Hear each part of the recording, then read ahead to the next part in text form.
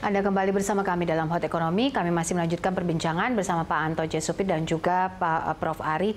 Pak Anton, kita lihat kan kalau data investasi ini cukup baik begitu, namun tidak bisa menyerap tenaga kerja.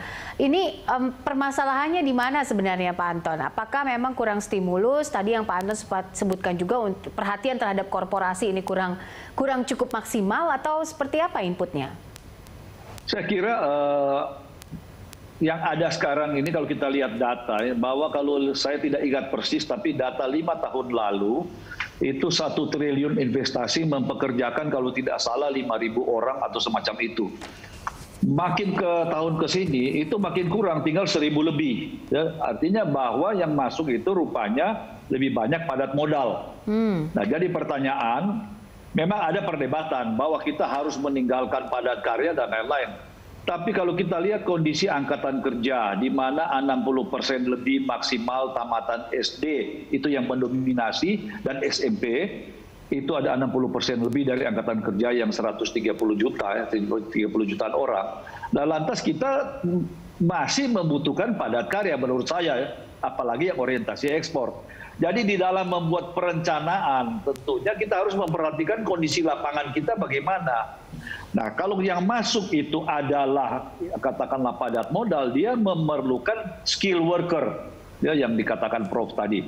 Nah, apalagi yang kalau saya dapat informasi, katanya saya cuma mendengar satu pembicara yang menyampaikan bahwa menurut World Economic Forum, sebelumnya pandemi kan ada digitalisasi. Memang itu sudah membuat terjadi shifting pekerja. Nah, ditambah pandemi itu membuat teknologi makin berperan. Artinya makin membuat lapangan kerja itu menjadi sempit. Nah, oleh karena itu semestinya jawabannya yang sudah Pak Jokowi menjadikan program utama, yaitu vokasi. Nah, vokasi ini harus dijalankan secara betul sehingga kita melahirkan nanti tenaga-tenaga premium yang langsung siap bekerja, karena mereka itu kalau ideal bisa praktek di pabrik 70% waktunya ada di pabrik, otomatis si pabrik akan merekrut mereka karena sudah sesuai dengan kebutuhan.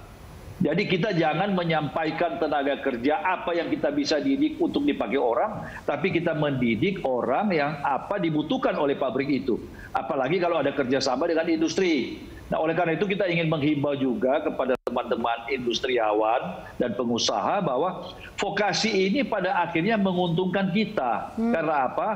Dalam katakanlah SMK dengan 3 tahun 70% waktu dia ada di pabrik kita, setelah dia tamat sekolah dapat sertifikasi kompetensi, dia itu tidak usah dites, sudah siap pakai memang. Nah, ini yang memang memerlukan perubahan mindset, Pak, yang tentunya kita harapkan ya pemerintah itu mempunyai koordinasi yang jelas agar supaya ini bisa sukses. Oke, baik. Saya ingin tanggapannya Prof. Ari soal ini. Bagaimana agar investasi ini juga menyerap tenaga kerja lebih baik, kemudian juga berdampak kepada sektor real kita, Prof. Jadi data investasi naik ya, tapi dampaknya pada tenaga kerja itu biasanya itu nanti ya, 6 bulan. Nah, itu yang tenaga kerja itu yang disebut sebagai lag variable. Jadi semua maju dulu, yang terakhir baru employment. Tapi kalau investasi itu pengusaha itu harus siap-siap seperti tentara. Kalau dia maju itu logistiknya harus dikumpulkan, pasukan lapis bajanya dikumpulkan, tapi belum maju ya, siap-siap. Jadi berarti sebenarnya ada ekspektasi nanti 2021 begitu vaksin ditemukan segalanya akan menjadi lancar ya. Tapi belum itu tidak berarti akan beroperasi, tidak ya. Jadi seperti tentara yang bersiap-siap ya. Nanti kalau jalan ya akan jalan. Nah, bagaimana supaya ini dengan serapannya? Nah, ini ada satu pendapat yang mengatakan memang Indonesia itu barangkali secara prematur itu sudah padat modal ya.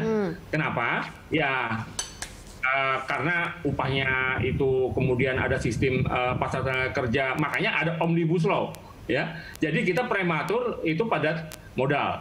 Tapi oke lah, itu sudah terjadi.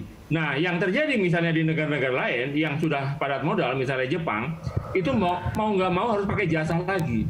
Jadi dengan berkembangnya kelas menengah, itu mereka mempunyai permintaan untuk barang-barang yang sangat spesifik.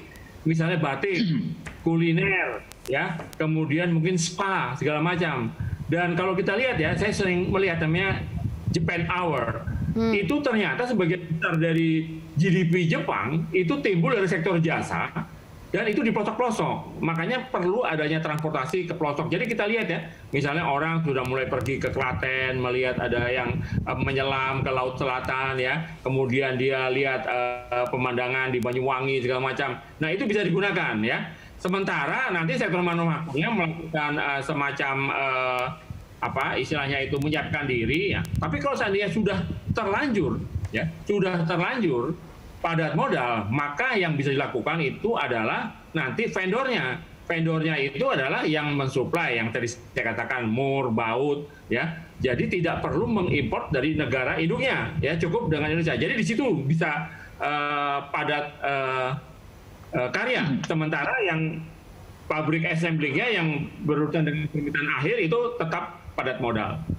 Oke, baik. Terima kasih Prof. Ari dan juga Pak Anton untuk analisanya, inputnya. Semoga ledakan pengangguran ini tidak terjadi di Indonesia, walaupun kita tahu bahwa gelombang PHK ini dimungkinkan begitu ya, masih akan berjalan hingga 2020 bahkan 2021. Tapi semoga semuanya bisa mencari solusi untuk ini. Terima kasih Bapak-Bapak untuk waktunya bersama kami dalam Hot Economy. Terima kasih.